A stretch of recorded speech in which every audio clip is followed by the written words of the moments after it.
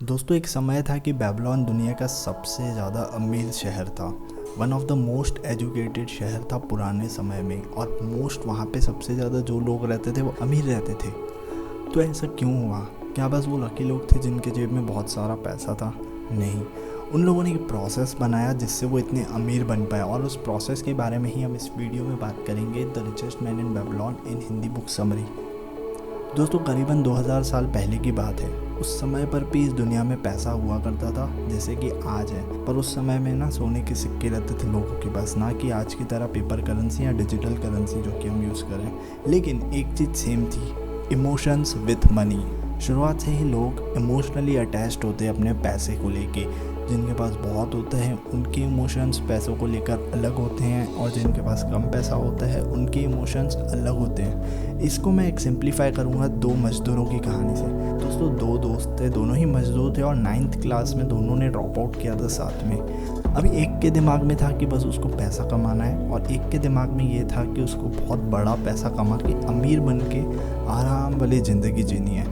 एक मज़दूर जो बना उसने क्या किया, रोज़ जाके मेहनत करता था, खाना खाता था, थोड़े बहुत खर्चे करके पैसा ख़त्म। दूसरा वाला था, उसके साथ भी सेम ही चीज़ हुई, लेकिन कुछ दिनों में उसे ये ख्याल आया कि इस तरह वो कभी अमीर नहीं बन पाएगा, कि अगर रोज़ मेहनत करता रहेगा तो अमीर कैसे बनेगा वो। तो वो क्या करता है, अपने एक अमीर दोस्त को जाके पूछता है, भाई तुम लोग इतने अमीर हो कैसे, तुम लोग इतने अमीर कैसे हो, और तुम लोग ऐसा क्या करते हो कि तुम लोग बिना काम किए भी इतना खर्चा कर सकते हो, इतनी अच्छी लाइफस्टाइल जी सकते हो, इतने अच्छे होटलों में जा सकते हो। हम तो काम करते हैं, मेहनत करते हैं, फिर भी अमीर नहीं हो रहे हैं। तो उसका दोस्त उसको हंसकर कहता है, भाई ये सारे सवालों के जवाब ना देखो एक किताब में मिलेंगे, the richest man in Babylon. इस किताब को पढ़, देखो सब समझ में आ जाएगा। तो वो किताब को ख़रीदता है और फिर पढ़ना शुरू कर देता है।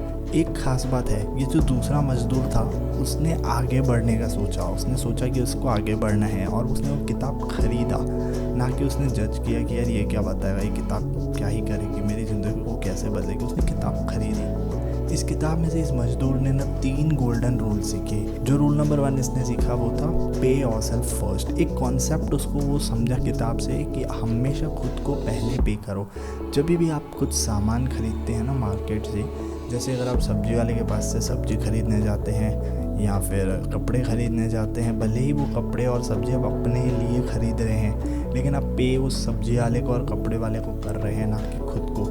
ये तो ऐसी चीज़ें हैं कि आप पहनेंगे, खाएंगे, ख़त्म हो जाएगी, लेकिन क्या आप अपने लिए सेव कर रहे हैं, अपने फ्यूचर के खुद के लिए ही? अगर आप बराबर तरीके से सेव करना सीख गए ना, तो समझिए आपने अपने फाइनेंशियल फ्रीडम के लिए एक स्टेप तो पार कर ही लिया। उसके बाद जो दूसरा रूल उसको समझ में आया वो था, you can create your own good luck. देखिए इसको ना एक सिंपल सी कहानी से समझाता हूँ। जिसको ना मछली पकड़नी थी, तो वो मछली पकड़ने के लिए ना तालाब के एक ऐसे किनारे पे बैठता था रोज़ जाके, जहाँ पर कोई मछलियाँ ही नहीं होती थी। रोज़ वहाँ पर जाके मछली का जाल फेंकता, और कोई भी मछली उसके जाल में नहीं आती। 50 दिन तक उसने ऐसा किया, और उसको लगा यार कुछ तो गलत कर रहा हूँ मैं, दूसरे मछुआरों के पास तो बहुत मछलियाँ जा रही है। उसके बाद ये ना दूसरे किनारे पे जाके बैठने लगा, वहाँ पर जाल डाला, फिर भी मछली नहीं आई। ऐसे करते करते 100 दिन हो गए, और उसके बाद 101वें दिन पे इसको समझ में आ गया कि किस साइड मछली आती है, और मछली के जाल में उसको क्या खाना डालना पड़ता है कि मछली फंसा सके वो। तो 101वें दिन पे उसके पास मछलियों का ढेर आ जाता है उसके जाल में, और वो बहुत ही सक्सेसफुली 5-6 बड़ी बड़ी मछलियाँ पकड़ लेता है। अब बाकी मछुआरे उसको कहते हैं तू तो बहुत लकी है, पर ऐसा नहीं था। वो लगातार अपने गोल के प्रति डेडिकेटेड था, और वो डेडिकेशन ने उसको वो मछलियाँ दिलाई। ऐसे ही अगर आपको कुछ भी चाहिए तो आपको डेडिकेटेडली उस पर काम करना पड़ता है। आप गलतियाँ करेंगे, लेकिन उन गलतियों से सीख के ही आप आगे निकल पाएंगे। तो इसी से इस लेबर को समझ में आया कि भाई मेरे को मेहनत तो करनी है, लेकिन अमीर बनने के लिए कंसिस्टेंटली सही तरीके से मेहनत करनी है। मैं गलतियाँ करूँगा, लेकिन उसमें से सीख करके उठना है, मेरे को छोड़ना नहीं है, मेरे को काम करते ही रहना है। उसके बाद जो गोल्डन रूल नंबर 3 उसको समझ में आया वो था नेवर टेक अ डेट।